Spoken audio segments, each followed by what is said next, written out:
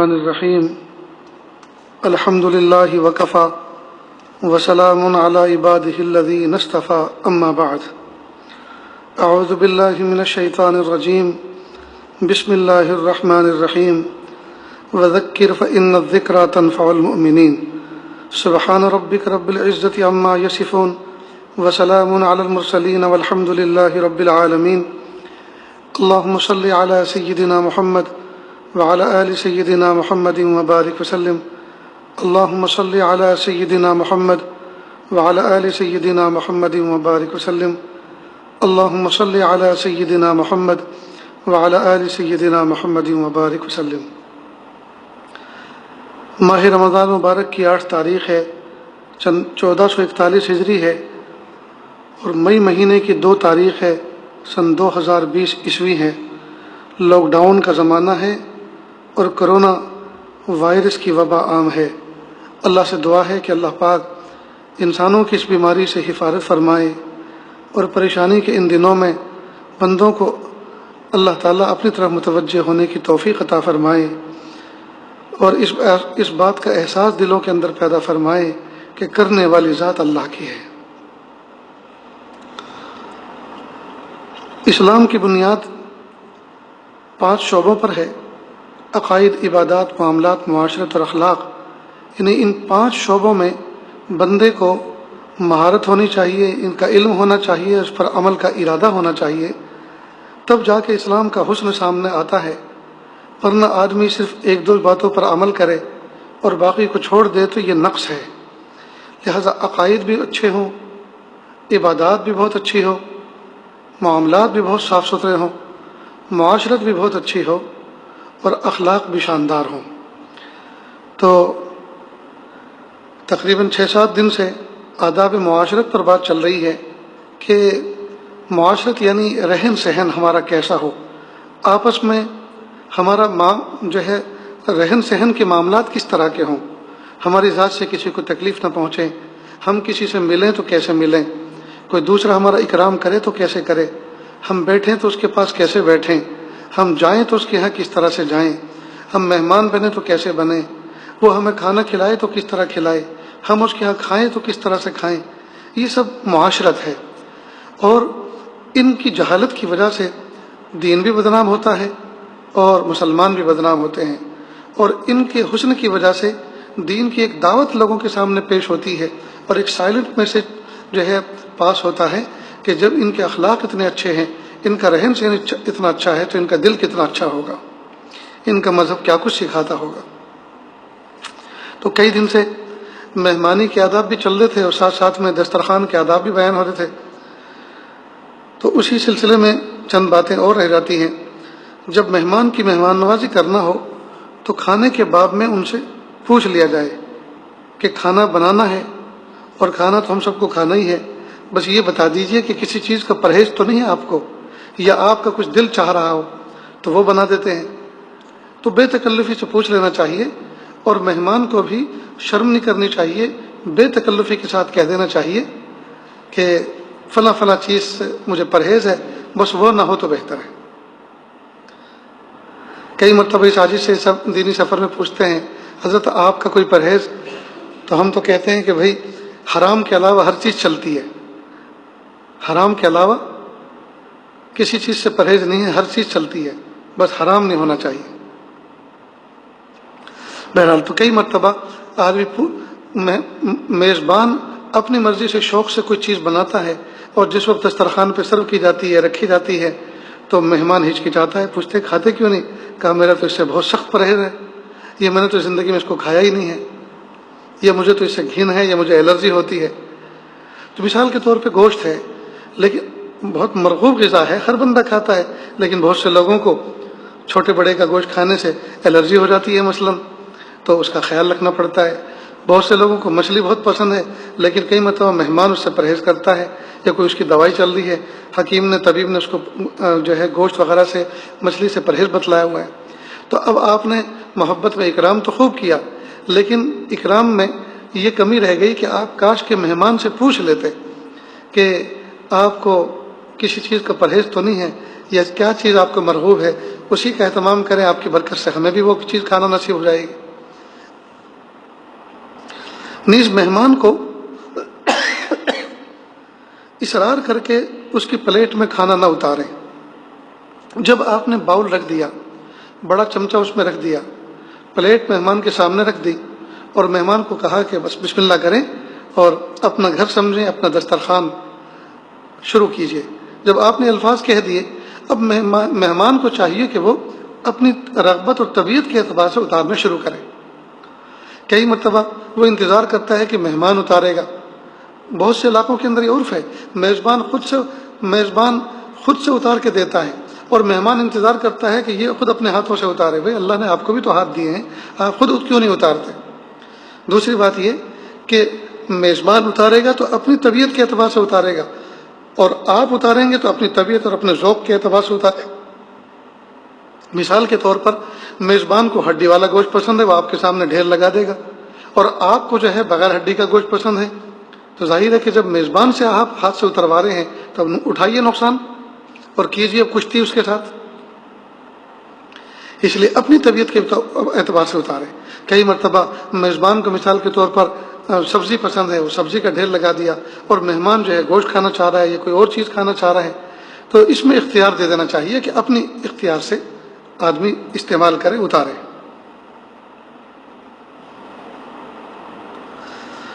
اب کچھ باتیں، یہ کھانے پینے سے متعلق تو بات ہو گئی ہیں کہ مہمانی کس طرح سے ہونی چاہیے اور میزبانی کس طرح سے ہونی چاہیے، اور مہمان کو کیسا معاملہ کرنا چاہیے اور میزبان کو کس طرح کا بیہیو کرنا چاہیے۔ اس سلسلے سے الحمدللہ کافی ساری باتیں سامنے آ گئیں۔ اب ہر گھر کے اندر جہاں کھانا تیار ہوتا ہے، جس کو مطبخ کہتے ہیں، کچن کہتے ہیں، اس کی کچھ بنیادی ضرورتیں ہوتی ہیں۔ کئی مرتبہ مرد ایسا سخت مزاج کا ہوتا ہے کہ بیوی بیچاری سہمی بھی ہوتی ہے، ڈری بھی ہوتی ہے۔ ایسا لگتا ہے کئی مرتبہ میاں بیوی کے سخت رویے سے کہ شاید کیوں شادی کر لی انہوں نے، آپس میں کیوں نکاح کر لیا، یہ کیوں اکیلے کیوں نہیں رہتے تھے۔ اور بیوی بھی آ کر بیچاری ایسی پھنس جاتی ہے اور زندگی کے دن ایسی کٹھنائی سے گزارتی ہے کہ مت پوچھو بات۔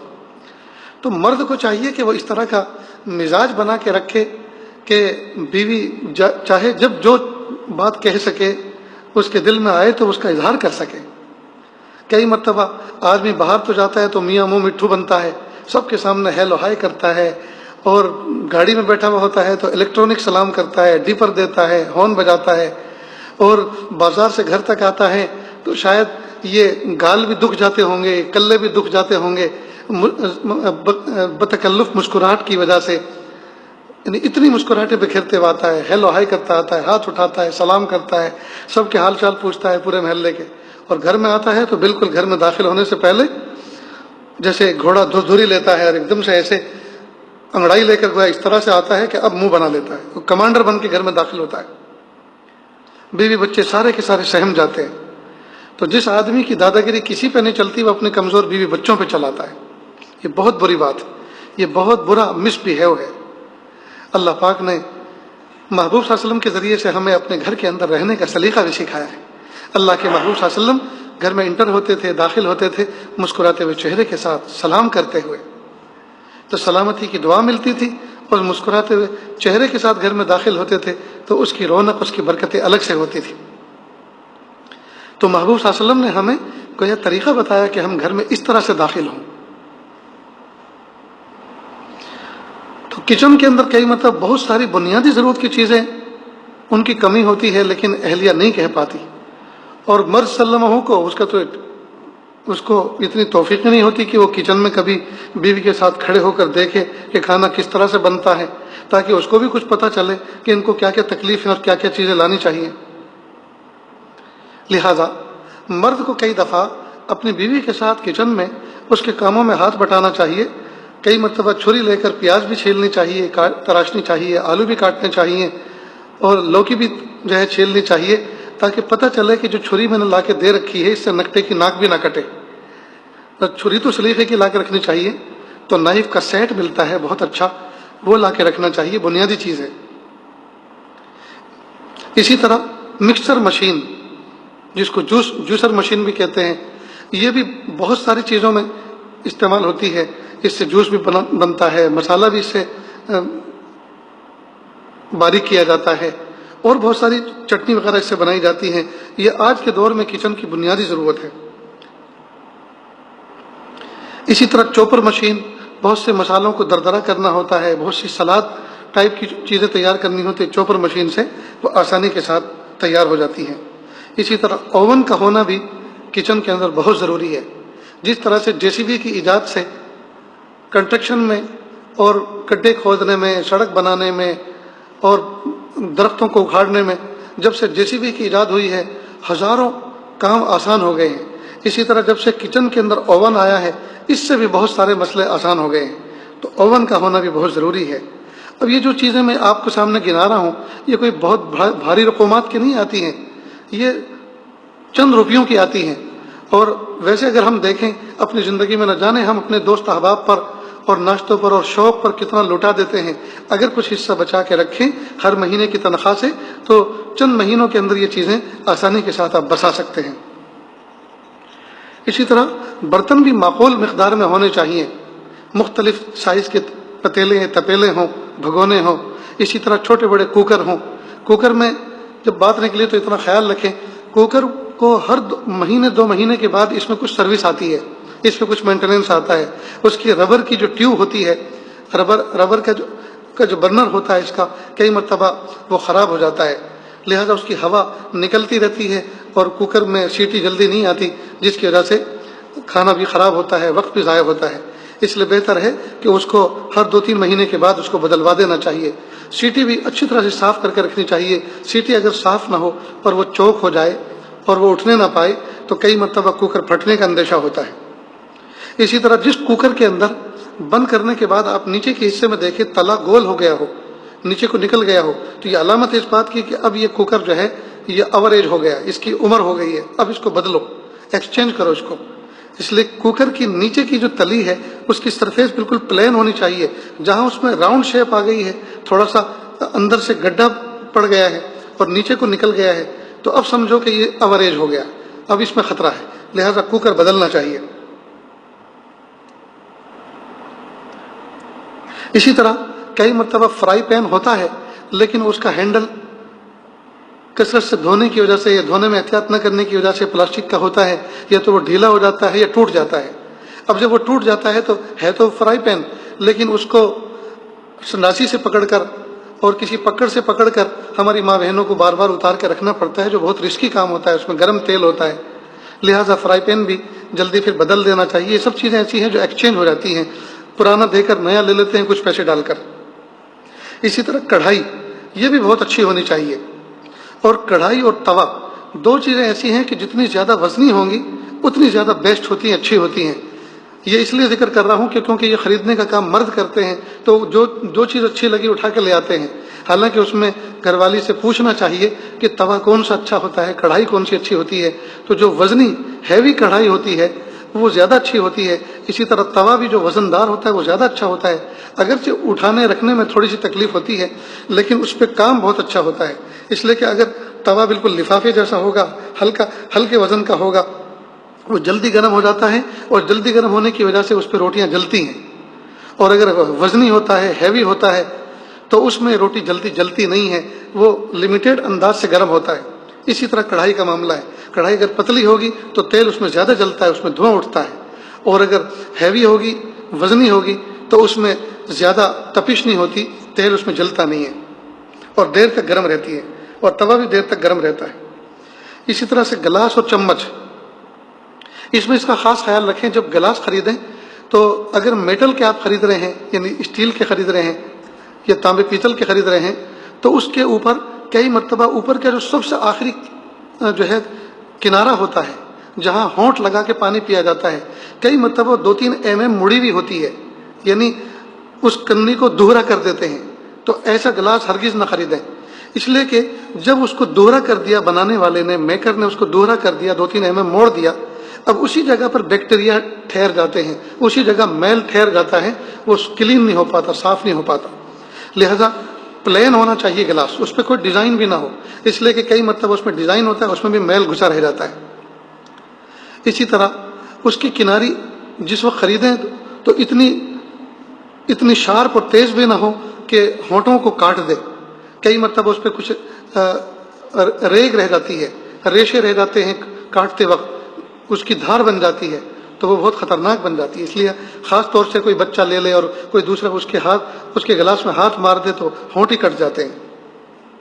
اسی طرح چمچ میں بھی اس کا خیال رکھے کہ چمچ کے اوپر بھی ڈیزائن نہ بنے ہو. کئی مرتبہ انگریو ہوتے ہیں، ڈیزائن بنے ہوئے ہوتے ہیں. کئی مرتبہ چمچ نیچے سے اس میں خاص قسم کی وہ ایک مشین کے ذریعے سے اس کو مولڈ کر دیا جاتا ہے، اوپر کو اٹھا دیا جاتا ہے. تو اکثر چمچ کو آپ الٹ کے دیکھو تو جہاں دھاری سی بنی ہوئی ہوتی ہے وہ اس میں میل ٹکا ہوا ہوتا ہے، رکا ہوا ہوتا ہے. یہ سالن اس میں سڑ جاتا ہے، رہ جاتا ہے، اس کی صفائی نہیں ہو پاتی.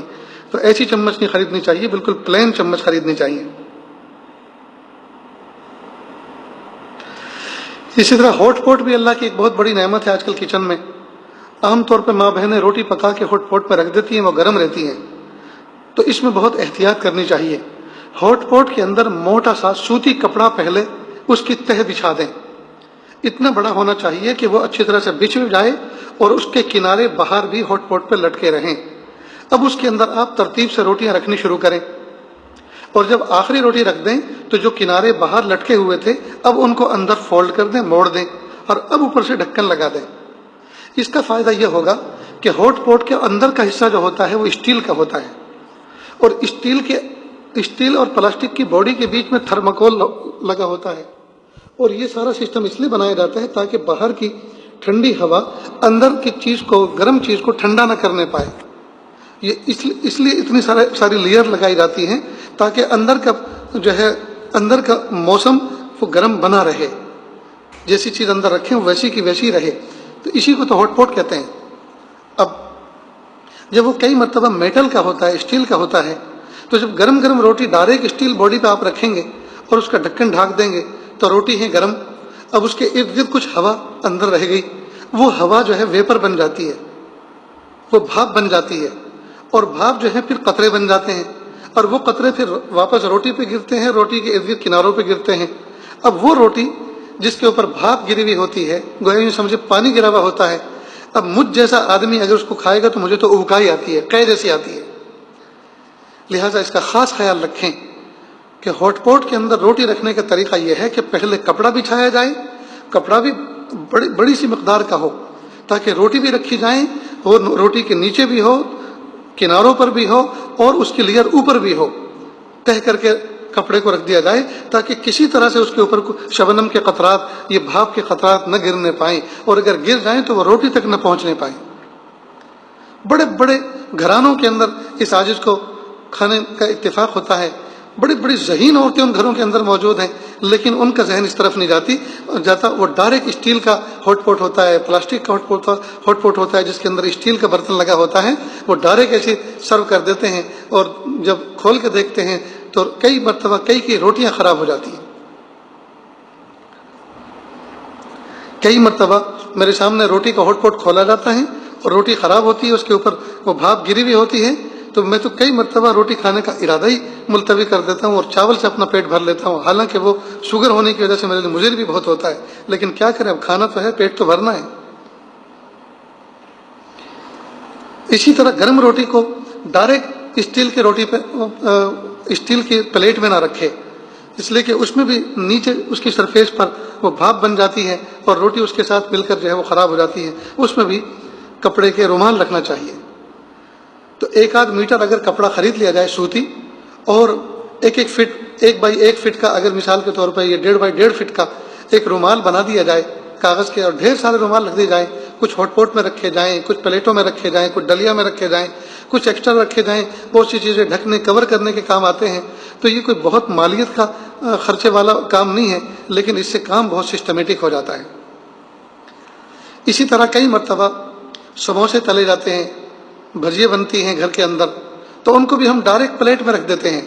اب اس میں اگرچہ ویپر والا مسئلہ تو نہیں ہوتا، بھاپ والا، لیکن ہوتا یہ ہے کہ وہ تیل جو کڑھائی سے پلیٹ تک آ گیا ہے تازہ سموسوں کے اندر یا بھجیوں کے اندر، اب وہ تیل اس کے اندر تیرتا رہتا ہے. پلیٹ میں کافی مقدار میں کئی مرتبہ ہوتا ہے. تو اس کا اتارنے کا طریقہ یہ ہے کہ ٹیشو پیپر آتے ہیں، خاص طور سے اس کو کچن ٹاول بھی کہتے ہیں، کاغذ کے ہوتے ہیں.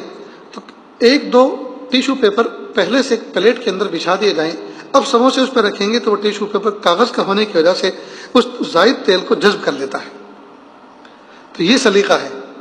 تو اللہ پاک نے حضور پاک صلی اللہ علیہ وسلم کی امت کو سلیقہ عطا فرمایا ہے کام کرنے کا، اور محبوب صلی اللہ علیہ وسلم کے ذریعے سے ہمیں ساری چیزوں کا سلیقہ بتایا گیا ہے.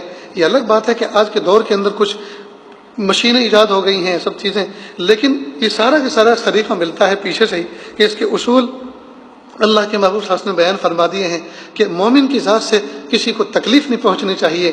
اب بتائیے ہوٹ پوٹ کے اندر اگر روٹی سلیقے سے نہ رکھیں تو دوسرے مومن کو تکلیف ہوتی ہے. اسی طرح پلیٹ کے اندر پہلے سے ٹیشو پیپر نہ رکھا جائے.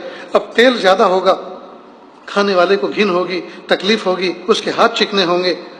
جی، تو اصول ہمیں پہلے سے اللہ کے محبوب صلی اللہ علیہ وسلم بتلا دیے ہیں کہ مومن کو کوئی بھی کام ایسا نہیں کرنا چاہیے جس سے دوسرے مومن کو تکلیف ہو. اسی طرح گھر کے اندر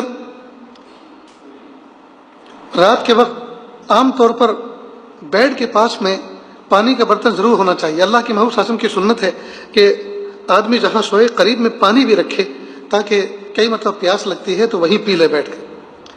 تو پانی رکھنے میں اس بات کا احتیاط کرنی چاہیے کہ اگر گلاس میں رکھا ہے تو گلاس کے اوپر کوئی ڈھکن ضرور ہو. تو گلاس کے ناپ کے چھوٹے چھوٹے ڈھکن آتے ہیں، پلاسٹک کے بھی ہوتے ہیں، میٹل کے بھی ہوتے ہیں، گلاس کے بھی ہوتے ہیں. تو وہ رکھنا چاہیے گھر میں، کوئی بڑی مالیت کی چیز نہیں ہوتی. اس لیے کہ جس وقت آپ نے گلاس رکھا اب وہ کھلا رکھا ہوا ہے تو کیڑا بھی آ سکتا ہے اس کے اندر، چوہا بھی پانی پی کے جا سکتا ہے، کچھ بھی ہو سکتا ہے. اس لیے بہتر ہے کہ آپ اس کے اندر ڈھکن رکھیں اس کے اوپر. کئی مرتبہ بوتل رکھ دیتے ہیں اور بوتل کے ساتھ گلاس بھی رکھتے ہیں، گلاس کو بوتل کے اوپر بھی الٹا کر کے رکھ دیتے ہیں، یہ کوئی حرج نہیں ہے، یہ بھی مناسب ہے. لیکن گلاس الگ ہو، اس کے اوپر ڈھکن ہو اور بوتل ہو. اب بوتل کئی مرتبہ سے فریز میں سے لا کے رکھتے ہیں. اب جب باہر کی ہوا اس کو لگتی ہے پنکھے کی تو اس کے اوپر پسینہ آنا شروع ہوتا ہے. اب وہی پسینہ اب بوتل سے نیچے اترتا ہے اور جس سرفیس پہ اس کا رکھا ہے وہاں بہتا ہے. کئی مرتبہ وہاں قریب میں کتاب ہے، کتاب خراب ہو جاتی ہے، کاغذ رکھا ہے، کاغذ خراب ہو جاتا ہے. کئی مرتبہ پالش والا ٹیبل ہوتا ہے. اب جب پالش والا ٹیبل ہوتا ہے، لکڑی کا ووڈن ٹیبل ہوتا ہے، اس کے اوپر جب وہ پانی گرتا ہے تو وہاں خاص پالش اتر جاتی ہے، نشان پڑ جاتا ہے. تو بہتر یہ ہے کہ اگر اس طرح کی بوتل ہے جو فریج میں سے نکال کے لائی گئی ہے تو پھر نیچے آپ ٹرے رکھیں. ٹرے کے اندر جب یہ بوتل کھڑی ہوگی اب اس پہ چاہے جتنے پسینے آتے رہے، چاہے جتنا پانی اس پہ نیچے بہتا رہے، وہ ٹرے کے اندر محفوظ رہے گا، محدود رہے گا، اور دوسری آس پاس کی چیزیں خراب نہیں ہونی پائیں گی. اسی طرح گھر کے اندر اگر کوئی مہمان آئے ہیں تو کئی مرتبہ رات کو بھوک لگتی ہے بہت سے لوگوں کو، خاص طور سے جو لوگ ڈائبٹک ہوتے ہیں تو ان لوگوں کو رات کو بہت بھوک لگتی ہے. رات کو کیا، دن میں بھی لگتی ہے، رات کو بھی لگتی ہے. تو کچھ نہ کچھ چیزیں قریب میں ایسی رکھ دینی چاہیے، مثلا ڈرائی فروٹ ہے، یا اسی طرح سے کوئی اور پھل ہے جیسے کیلا ہے، سیب ہے، یا کوئی اور چیز ہے جو بھی موسم کا پھل ہو، انگور ہے، یا ڈرائی فروٹ میں انجیر ہے، کاجو ہے، بادام ہے، پستہ ہے. کچھ نہ ہو بھنے ہوئے چنے ہیں، مونگ پھلی ہے، اس قسم کی کچھ نہ کچھ چیز ضرور رکھ دینی چاہیے. اور مہمان کو کہنا بھی چاہیے کہ دیکھو یہ چیزیں کھانے کے لیے ہیں، یہ شوق کے لیے نہیں رکھی ہیں. رات کو کئی مرتبہ ضرورت پیش آتی ہے، تہجد میں کئی مرتبہ شدید بھوک لگتی ہے تو کچھ نہ کچھ آدمی منہ میں رکھ لے اور پانی پی لے گھونٹ تو آدمی کی بھوک رفع ہو جاتی ہے. تو یہ بھی مہمان کے اکرام میں آتا ہے. اور اگر شوہر کے قریب بھی رکھ دیں تو بیوی کے ماسک بھی بڑھ جائیں گے، اس کے نمبر بڑھ جائیں گے. تو اس طرح کا عمل ضرور کرنا چاہیے. اس سے سامنے والے کے دل میں عزت بھی بڑھتی ہے، محبت بھی بڑھتی ہے، اور اس سے دل سے دعائیں نکلتی ہے کہ دیکھو ہم مہمان کا میزبان نے کتنا خیال رکھا. یہ چند باتیں تھیں. اللہ رب العزت کہنے سننے سے زیادہ عمل کی توفیق عطا فرمائیں. یہ آداب معاشرت ہے. اللہ تعالی ہماری معاشرت کو بہت اچھا بنا دے کہ ہم اللہ کے محبوب صلی اللہ علیہ وسلم کی سنتوں پر عمل کرنے والے بن جائیں. دعا کر لیجیے. بسم اللہ الرحمن الرحیم. اللهم صل على سيدنا محمد وعلى آل سيدنا محمد وبارك وسلم. لا أحصي ثناء عليك أنت كما أثنيت على نفسك. رب اغفر وارحم وأنت خير الراحمين. حسبي الله لا إله إلا هو عليه توكلت هو رب العرش العظيم. اللہ جی ہم ظاہر میں آپ کے بندے، حقیقت میں نہایت گندے. اللہ ہمارے دلوں کی گندگی کو دور فرما، ہمیں اپنی بندگی کا سلیقہ عطا فرما، شرمندگی والے کاموں سے ہماری حفاظت فرما. برے دن سے، بری بات سے، بری رات سے، برے انجام سے ہماری حفاظت فرما، سوء خاتمہ سے ہماری حفاظت فرما۔ اللہ جی یہ ہاتھ اٹھائے جانے کے قابل نہیں اور یہ زبان کو سوال کرنے کے قابل نہیں، آپ سے نہ مانگے تو کس سے مانگے، آپ سے سوال نہ کریں تو کس سے سوال کریں۔ ایک کمزور ایک قوی کے دروازے پر، ایک سائل ایک سخی کے دروازے پر، ایک محتاج ایک غنی کے دروازے پر حاضر ہے۔ اے میرے پیارے رب اپنی محبت دے دیجئے، اپنی معرفت دے دیجئے، اپنا قرب دے دیجئے، اپنی ولایت دے دیجئے۔ میرے پیارے اللہ مسجدوں میں اذان ضرور ہو رہی ہیں، مسجدیں سونی ہیں، حرم میں اذان ہو رہی ہے، دونوں حرم سونے ہیں۔ اے میرے پیارے اللہ ایسے رمضان تو کبھی بھی اداس رمضان نہ دیکھے۔ اللہ رمضان تو اپنے ساتھ بہار لے کر آتے ہیں، رمضان تو اپنے ساتھ رونقیں لے کر آتے ہیں۔ میرے پیارے اللہ ہر بندہ اپنے گھر میں محصور ہو کر رہ گیا، ہر بندہ اپنے گھر کے اندر مقید ہو کر رہ گیا۔ اے میرے پیارے رب ہم ایسی آزمائش کے اے اللہ قابل نہیں ہیں، ہم ناپے تولے جانے کے قابل نہیں ہیں۔ کہ اللہ عافیت کے ساتھ اس کرونا وبا سے انسانوں کو نجات عطا فرما، اہل ایمان کو نجات عطا فرما، مسجدوں کو آباد فرما، حرمین الشریفین کو آباد فرما۔ میرے پیارے اللہ پھر سے حرم کے صحن کو سجدوں سے سجا دیجئے، مطاف کو طواف کرنے والے کے قدموں سے سجا دیجئے، اور پھر طواف کرنے والوں کے قدموں کو تھکا دیجئے۔ میرے پیارے رب رحمت کا معاملہ فرما، عافیت کا معاملہ فرما۔ اللہ ہمارے دلوں کے اندر بہت سی تمنائیں مرادیں ایسی ہیں جن کو مخلوق کے سامنے کہہ بھی نہیں سکتے اور دل میں رکھ کر سہ بھی نہیں سکتے۔ میرے پیارے اللہ ہمارے دلی جائز نیک تمناؤں کو پورا فرما، انٹرنیٹ کے فتنے سے امت کی حفاظت فرما، فون کے فتنوں سے امت کی حفاظت فرما، آزمائشوں سے حفاظت فرما۔ اللہ ہم سب کو ایسا بنا دیجئے ہم آپ کو پسند آ جائیں۔ وصلی اللہ تعالی علی خیر خلقہ محمد و آلہ و اصحابہ اجمعین برحمتک یا ارحم الراحمین۔